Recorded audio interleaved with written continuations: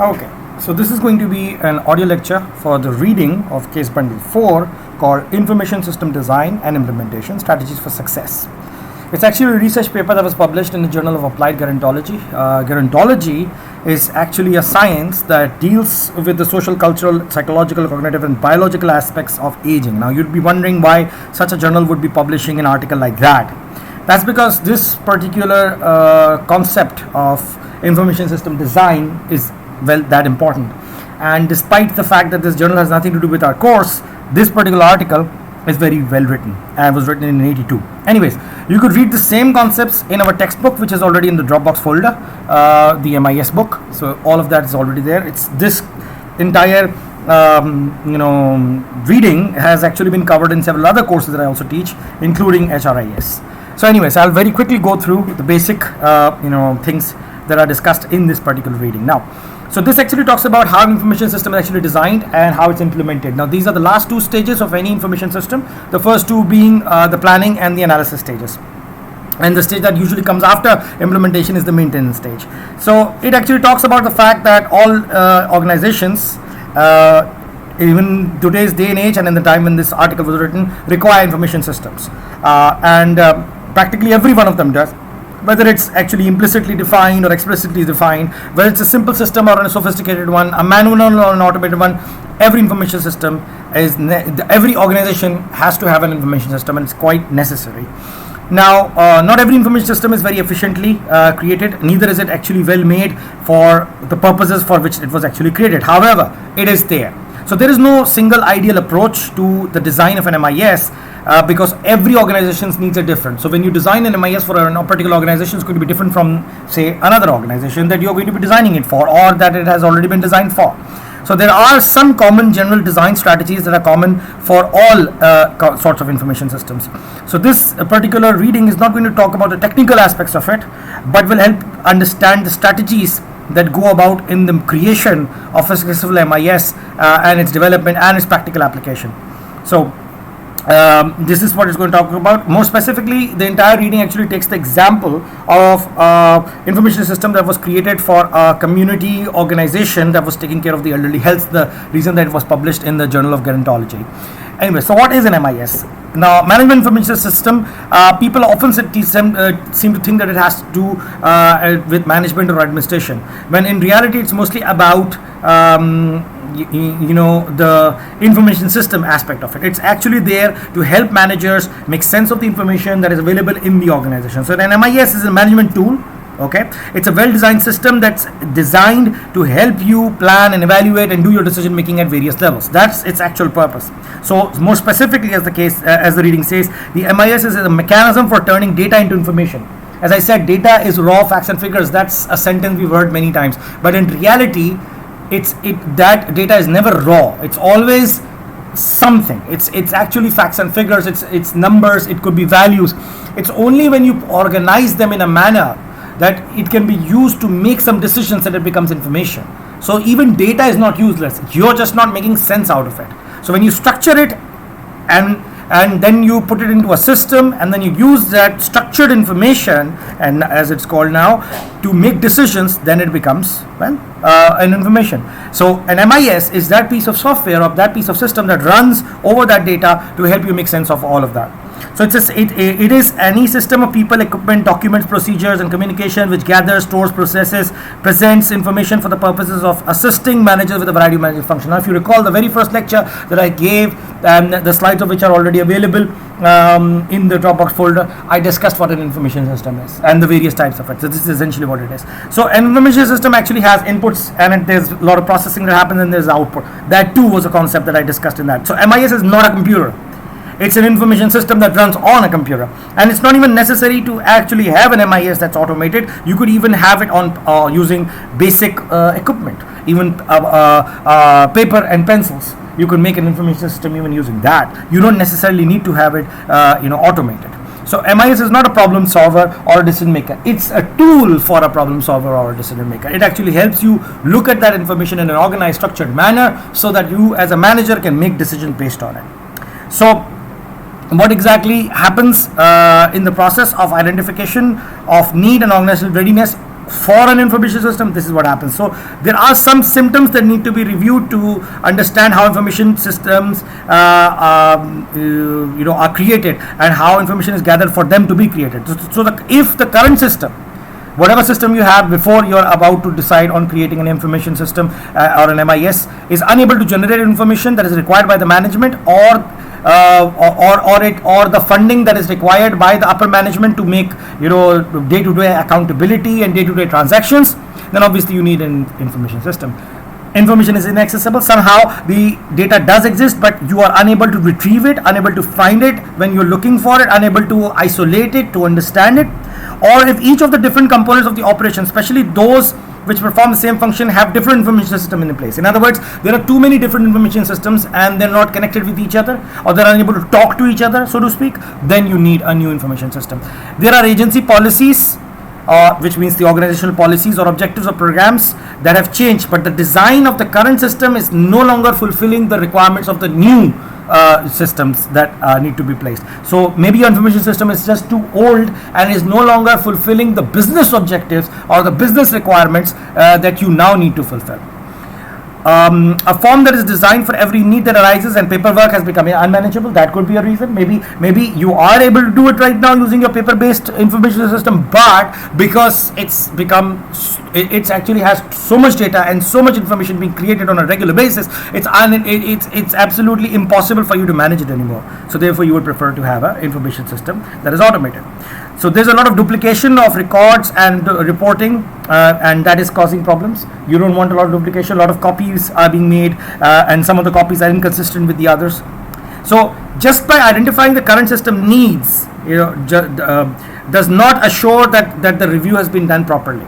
So you need to also have an organization that is supportive of the creation of a new information system. You need to have the right amount of resources being allocated to such a project. So just by identifying the problems, that won't solve anything. You need the upper management supports, you need the resources, the human as well as the capital investments necessary for it. You need the time for it to happen. Then there's a discussion on the design considerations. So a badly designed or a very hastily designed, which means a very quickly designed system, is one that where the data that was collected was not the data that was needed to create that system. That usually is a issue that happens when you're too quick to do the design phase. Okay, and to remind you again, the design phase of an information systems development is the actual stage where you are now translating all the data you've gathered in your analysis stage, and now are going to create it in a format that would be given to the programmers and the technical experts to actually create the system. So the reports were difficult to interpret and were therefore meaningless. So if you've designed it very, very quickly, or the system was just not made well enough, then obviously they would be difficult to interpret and they are meaningless. Therefore, the system is not flexible to the new external needs that are happening. So it must have been a badly designed system, which is why this is happening. Reports are of little to use internally, as they do not contribute to any kind of decision making. I mean, there are reports that they're generating from the current system, but the problem with them is they're practically useless because they can't be used for any decision making. A lot of staff time is wasted on the paperwork, which means that there is no point of such a system because those staff members are no longer available for other important tasks. There's a lot of erroneous data that is actually entered into the system. So there's a lot of buggy data that you've entered into the system. Now, buggy data means buggy output, right? Garbage in, garbage out. So a system, any system will have costs associated to it. But obviously, if the benefits are no longer outweighing the costs associated with it, it's useless, right? So carefully detailed planning and testing and revising of a system will make sure that this doesn't happen. So you need to look at some design consideration that would actually make it better. So the best way to do it is to assign a person to coordinate the entire process of designing, which is such a person is known as a system analyst, right? So you need a person with that kind of skill level. The system analyst will monitor the entire process of the creation and the data collection, the planning, as well as the design and then eventual implementation of an MIS. Otherwise, there'll be a lot of problems. So the key person will constantly analyze information needed from the organization by the technical experts to create such a system. Once the system is operational, they'll start helping them out with the migration from the earlier system to the new one, and such a person would also help in making any corrections or improvements in the system should they be required. So Then comes up the point of tailoring the MIS to the organization's needs. Now, how does that happen? So, the temptation to adopt without modification of the information system of another agency should be resisted. What does that mean? What that means is that whenever you're going about to create a new information system, this is a very golden opportunity where you can actually revisit your entire business processes and make them better. You need to do what is referred to as BPR. Instead of just creating an information system that adopts to the current processes, it is better to revisit your processes, the ones that you're already doing in your organization, and improve them, and then create the new information system based on the improved business processes. That would be better than to just recreate the entire system, only automated with those bad, inefficient business processes. So the best approach is to see what kind of problems the MIS should actually address, so as to create the MIS in such a manner that it would incorporate new business processes. In fact, if you think about it, it's a little off topic, but I'll still mention it, that this is what ERPs are meant for. ERPs actually have the best practices of that particular industry, whatever module of ERP you're trying to implement or modules you're trying to implement. So instead of changing the ERP's modules to suit your needs, you should change your business processes to adapt yourself to the ERP. So this is what it's actually suggesting. Then it talks about communicating with and involving all levels of staff. Now it goes without saying that if you do not involve all your users while an information system is actually being prepared for, if you're doing the analysis stage, if you're collecting data on what the system should be, you're going to run into a lot of problems later on. Information systems are usually developed using the classical method known as the waterfall method, where every step happens after the first one has ended, mostly. So the first stage is planning, then there's analysis, then there's design, then there's implementation, then there's maintenance. Now, if you encounter a problem, say at the design or implementation stage, that means you will have it will be far more difficult for you to go back all the way to the planning stage and redo all of those steps. So it will be more expensive, it will consume more time, it will consume a lot of efforts. Now, this is why involving the users who will be the actual users of that system from day one is far better. So if you involve them from the first day, from the planning stage, they will be able to tell you what it is that they really need, so that this designer would have the right information to create the system based on. That way it will avoid any kind of problems later on, because the users will be more open to accepting a system that came about by their input, by their information being incorporated into it. So by providing information they need for all of this. So the following communications should be ongoing. Progress reports should happen on the system's design. Major changes should never be sprung on the staff. Whenever you make a major change in your information systems design, you need to get everyone involved again, tell them that this is what we're about to do. You need to make sure that there's a written documentation of the current system's operations as well as the operations of the newly implemented system. There should be detailed training and retraining if required once the new information system has been created and brought into place, so that the old data can be migrated, so that new data can be input and the processes can start and the data flow can start and outputs can be generated. Formal and informal feedback mechanisms should be present throughout the entire journey, so that you can constantly gain information from whether users are accepting it, whether they're not liking it, if there are any problems, how to handle those.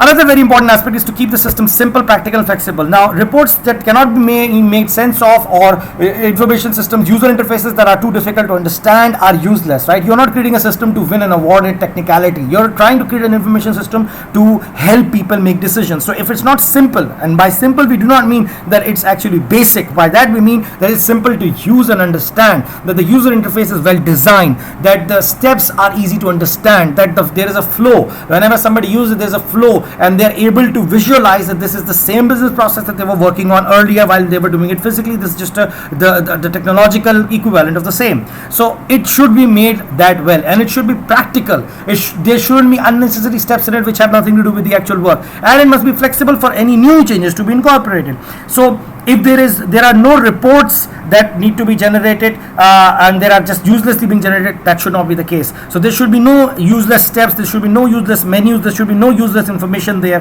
that is causing people problems. So whenever such a system is created, it needs to keep the basic principle of any kind of engineering or computer science project in mind, which is known as KISS, which means keep it simple, stupid, right? So it's a very famous acronym that is used, and it must be followed religiously.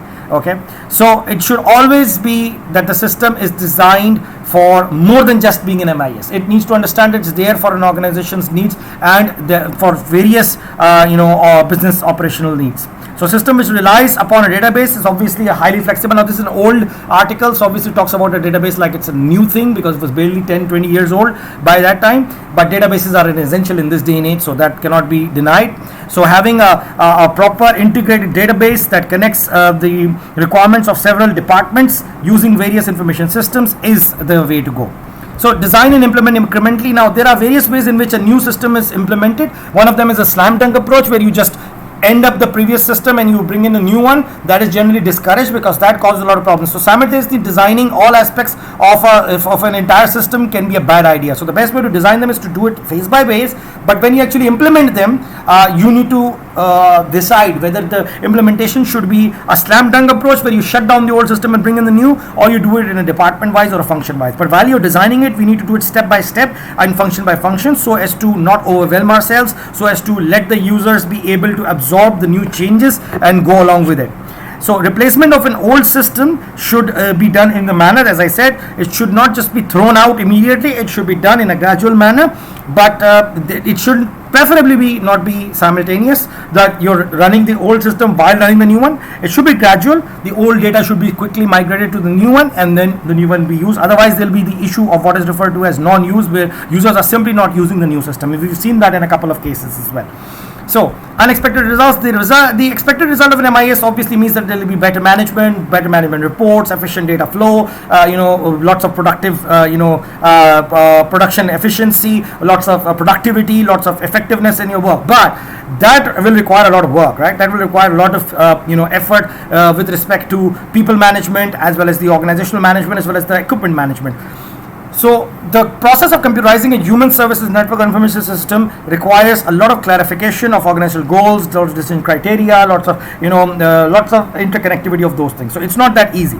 Now they've given an example of an entire MIS design, a practical application. They've talked about how a particular organization, which was actually a old age care facility, that actually developed an MIS. Now you can go through this because this is mostly a particular example of what happened with them and how they were able to manage it. But and then it follows up with the results that it came up with as a case study of sorts of what I've already referred to. Again, I would recommend that you refer to the MIS book, the textbook that you have, or by the authors Lorden and Lorden, in the Dropbox folder, for how an MIS is developed. That is a much better approach because this is a very old article. However, if this is all you want to hear about it, then this is quite sufficient to understand these concepts. Thank you.